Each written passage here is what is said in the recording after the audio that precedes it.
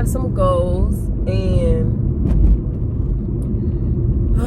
like I just feel like, okay, it's Friday, February 10th, 2023, and I was not expecting to not have no income coming in, and I don't have no income, and it's pissing me off. So I'm like, okay, well, I need to figure out a way to work while like work at night or something, because my kids are not in daycare anymore. I had to take them out of daycare. Something was going on at daycare, and I don't know what it was. I was uneasy with my kids being there. So I say, you know, I'm gonna get y'all out. One thing happened, one last thing, because there was a few things that happened. But one last incident happened, and it didn't involve my kids, but it involved some other kids. And just to see the reactions and the lack of care that the daycare workers had, it made me be like, you know what, let me get my kids out of here, because I'm the parent that I will go to jail. See, look, I wasn't trying to follow this man. Shit, he ain't gonna think I'm trying to follow him. So anyway, yeah, I'm like, I will go to jail. For my kids, I will go.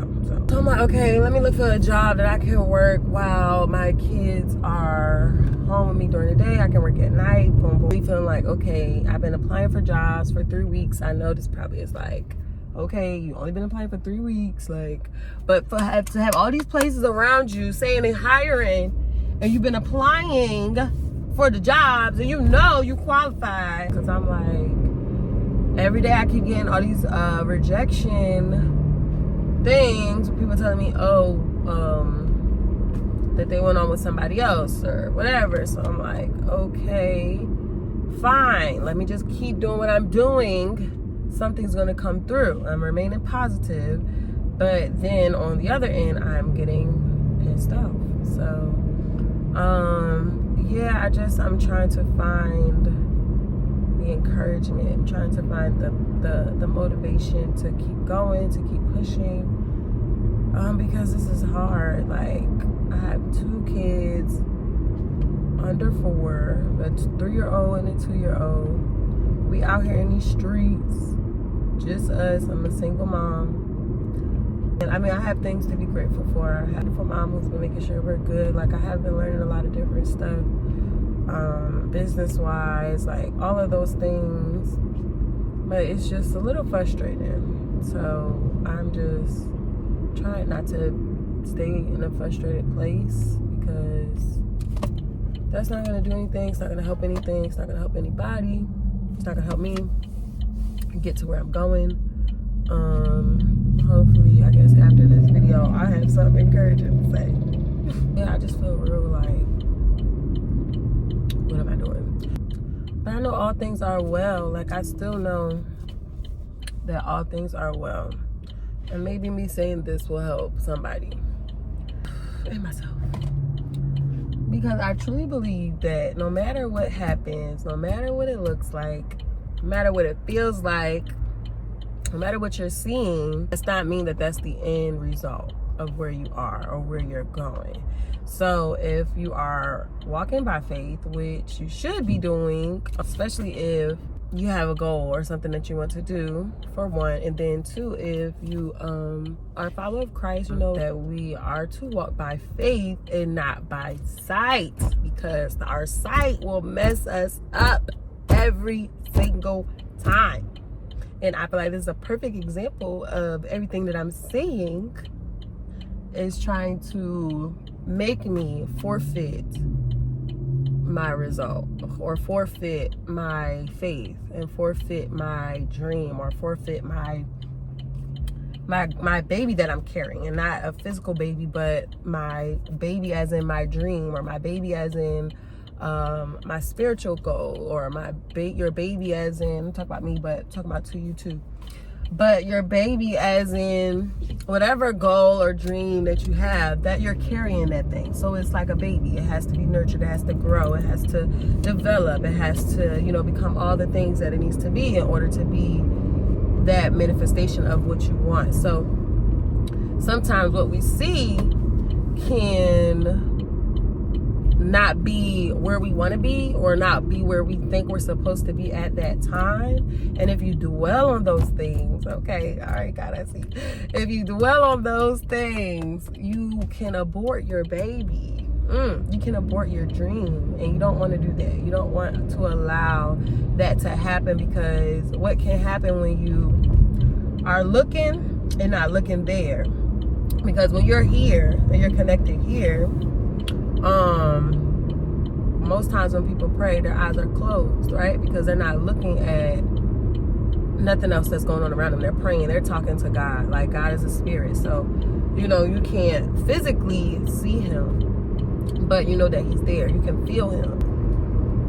But yeah, like you have to make sure you stay connected up here and you're focused on this, because if you focus on this, God will do all of this. And I'm noticing that I'm probably just doing this pattern that I need to break, of when it don't look like what I want it to look like, I start to open my eyes and focus on what I'm seeing, instead of being like Peter and focusing on God when he was walking on the water.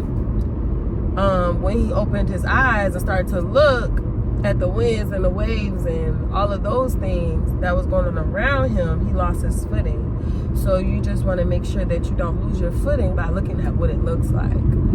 Yes, God, I love you for that. That was good. You talking to me. But I really need help today, because I am trying to make sure I don't do that. But it's hard to do sometimes when you're just feeling like a sitting duck. Like I feel like a sitting duck. And it's maybe some other stay-at-home moms that may feel these kind of ways, and I feel like this is how depression sets into people, and sometimes, especially after you have a baby, postpartum can sit into people, because you're sitting home most times and you take care of them babies. Them babies, they need something every 5 seconds, okay? So you take care of all the babies. Not all the babies, because I don't know how many babies we got. I only got 2. So it ain't all of them. It's just 2 for me. But those that have more, you know, you take care of kids. And it can be some work. It takes like a lot out of a woman's mental to get up every day and know that you got these great kids who are full of energy and full of emotions, because when they turn to them toddler stages, let me tell you, they be like, I don't know what you are, but you're acting like a reptar. So you have that kind of stuff going on. It takes a lot of energy. We don't take the time to take care of us. We don't take the time to steal away when we can, or, you know, because we feel like we guilty of taking something away from our kids, or taking something away from our family, if we are taking time for ourselves, or that we're being selfish. And baby, let me tell you something, that's not being selfish. What's selfish is not taking care of you because you're worrying about everybody else, and you take care of them kids all day, day in and day out, and you don't pour nothing back into you. You're gonna end up on empty. And if you're on empty, only thing that's going to start coming out of that empty place is all the frustration, all the tiredness, and then it can be resentment. And I'm only speaking on something that I know, because I did. So, one thing I didn't want to do was ever resent my kids, or resent being a mom, or being a wife when I was a wife. I did resent that, because I was not putting nothing back into myself.